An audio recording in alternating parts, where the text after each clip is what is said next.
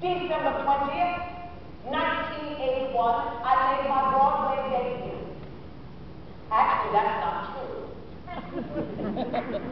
No. To tell the truth, I made my Broadway debut in one of two flops that were just too disastrous to mention. Therefore, I have rewritten the facts to suit myself.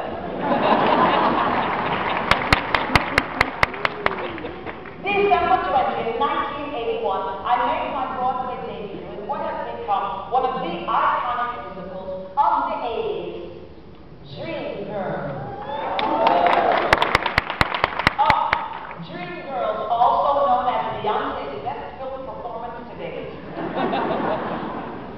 Dreamgirls for me was the best and the worst of all time. The best, of course, was creating the role of the fabulous Dina Jones. Yes, darling, when I saw Beyonce in the role that I created, I said, proof positive, I remain munitions.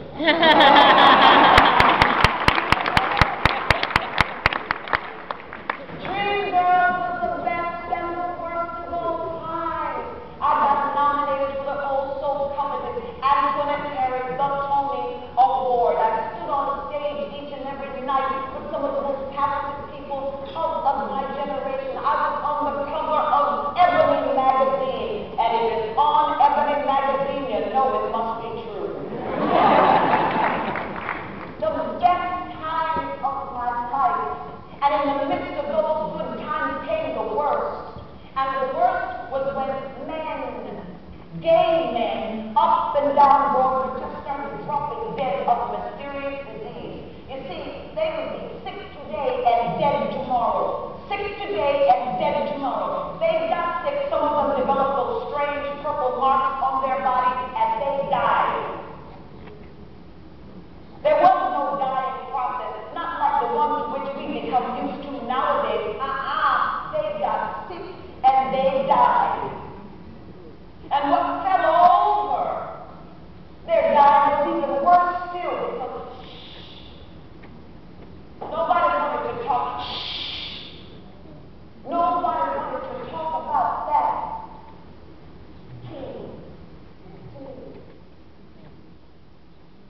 And in one of the best times of my life, I stood witness to what I call such an ugly time in America. A time when good people, kind people, people of all religions, faith, and belief, see, they found it easy to stand in judgment and point fingers at they, them, and those people, saying that's what they get. That's what they deserve. God will take care of them. And here I am, and here you are. Some 30 years later, and God certainly has taken care of them.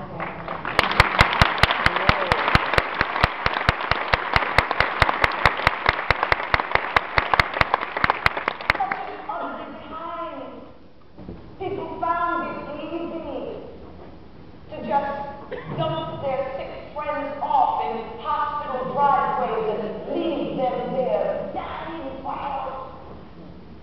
People found it easy to just drop their dying children off on church stair steps and leave them there like bags of clothing for a rummage sale. Such an ugly time. People found it easy to just stand back because those people, those gay people, were suffering. How they found it easy to say, it's got nothing to do with me. 30 years ago, I remember when the disease had no name. See, it was just called gay-related immune deficiency disease. That's the name of the disease that we have now come to know as HIV / or forward, depending upon the different person or believer. AIDS. And you know something?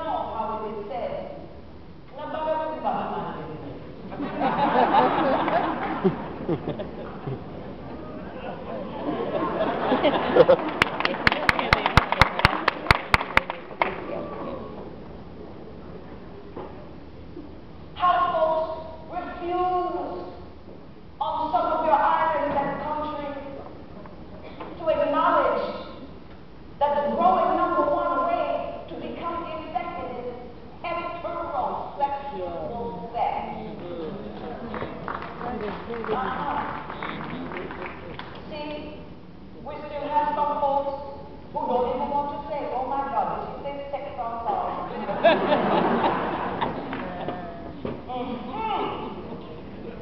You know, we like to have it, we don't like to talk about it.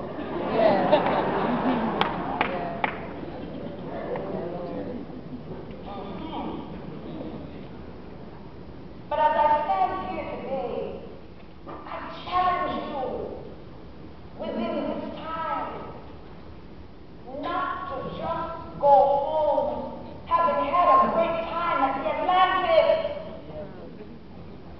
because you've got some hard work ahead of you. Hard work.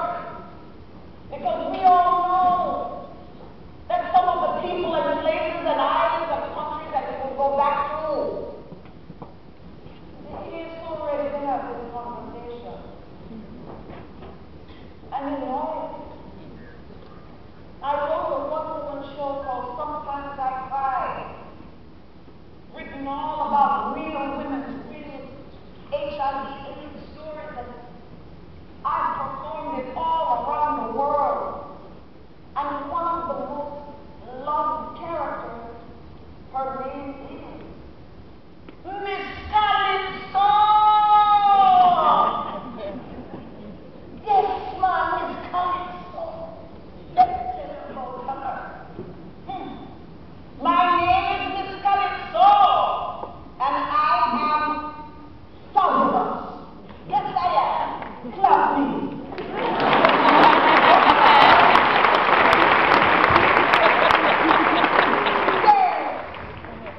I am the keeper of unlawful garden knowledge.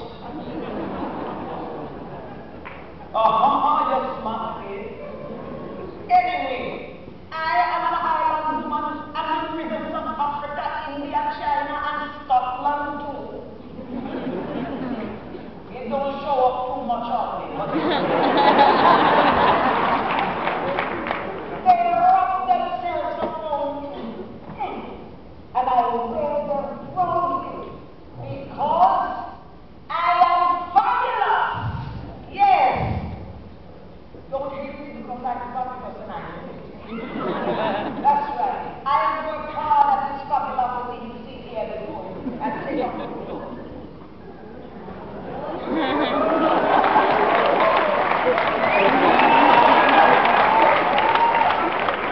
Thank you very much. From the front, I'm going back. I am fabulous.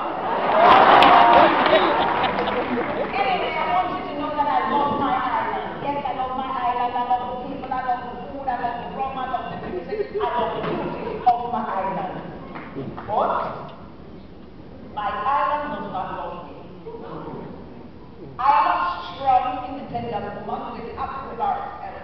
Yes, I am. Just as I am, but some folks on my island don't have a problem with that. Yes. I don't know why. To tell you the truth, I did what was expected of me. I got married. And I had 3 children. Count them. 1, 2, 3. And all of my children have grown up to be very wonderful, compassionate people, which makes me very proud. You know, sometimes when the children have to grow up to do something, like you keep young and like young. But I already don't tell you. I am fabulous. You know, we are fabulous, right? That's right. You just remember that. Anyway, you know something? I have never ever really felt happy being married. No. I've always felt kind of trapped. Yes. Trapped, confined. I was always flirting with disaster being married. You know, sex outside of marriage on the island is normal, almost expected.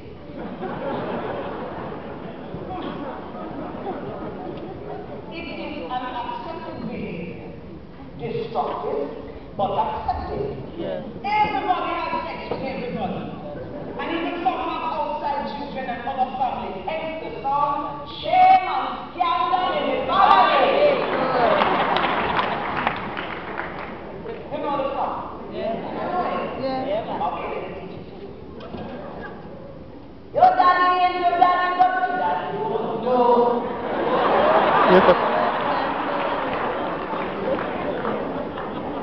I can just take the song even further. That daddy is your sister, but your mama don't know. Anyway, it's also common, you know. Nobody speaks about it. Then there's the West Indian divorce. You know what the West Indian divorce is? Yeah. Come, you don't know. Yeah. Alright, let me tell you. The West Indian divorce is when one of the partners lives on the island and the other one lives there foreign.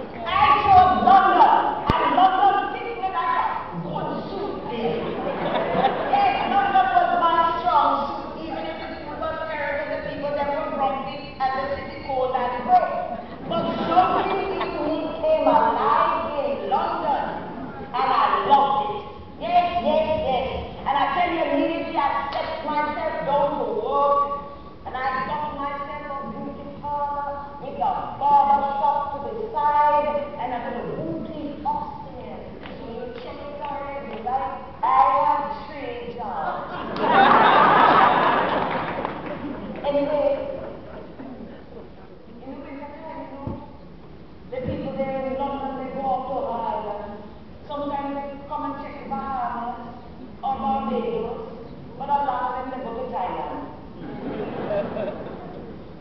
That trip to Thailand will change my life. Lord have mercy. That trip we shot, we hit the club. I still don't know how I ended up with this one club. You know, I kept going back to the club to the right over. I went to the club and the music, my God, the music just got so deep down inside, and I could feel the pulsating rhythm inside me. It was never hard to find myself a partner, but I don't know what happened in this particular night, but I just had to, I don't know, something else was up on the dance floor. Anyway, I look around the body, there is dancing. Something told me, you know, you got to leave this and go back home to your wife. Yes, that's right, that's what it is correctly. Back to my wife. Because you see,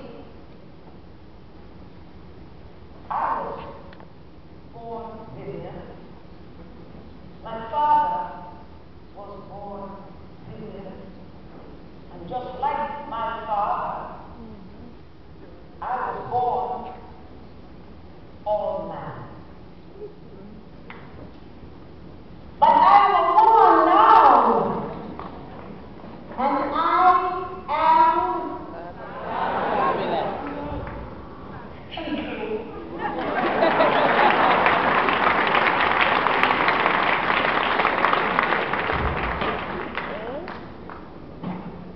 I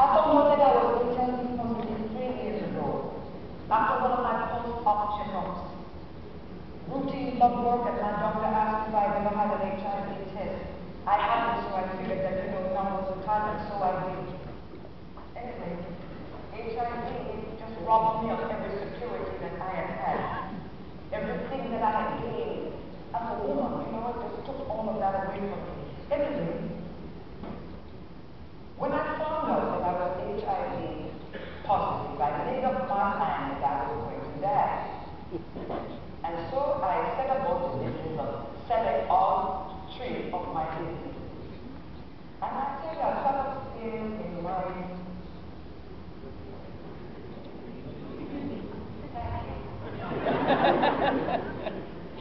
I sat up there, right? And then the woman comes beside the vehicle for my business. And I'm sitting there and I'm looking at her.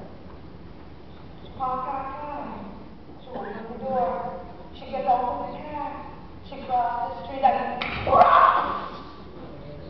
bust the car down. Bust the car down. You must see what I'm seeing, right? I'm getting ready to dead. She's going to buy my business. Carry the car down, shipping. And we have to go there and watch her. It is right there, I said, hold on, God, hold on. I make up my mind. I'm going to live. And it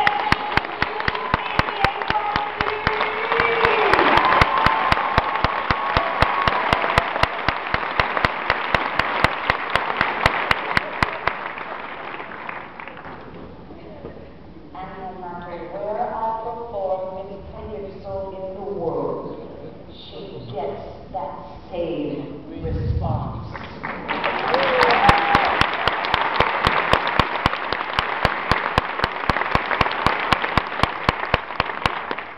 So, when I stand here, getting ready to make this next award, this woman that I'm going to make this award, present this award to, she may not have a vote in the House of Congress in the United States, but that certainly doesn't mean that she doesn't have a voice.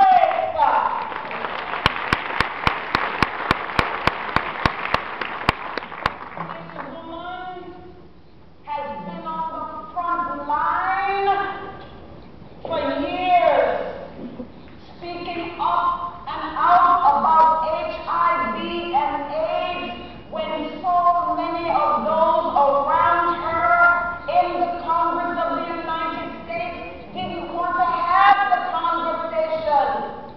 And when I took myself up there to talk to people, she was one of the first people to open her arms and her door and say, come in.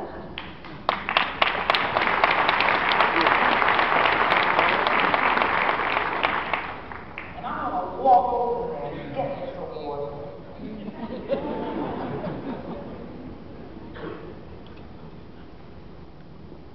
I'm the trophy girl, too.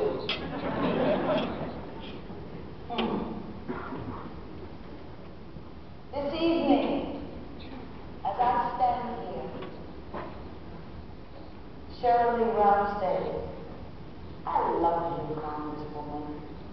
I love you for being a humble, wonderful soul, for being a great leader. And a lot of people hide behind their politics, and very few live it with such grace and integrity. And I'm very, very proud and honored to present this award to the Honorable, and I do mean the Honorable, Donna M. Christensen, U.S. Virgin Islands Delegate to Congress, physician,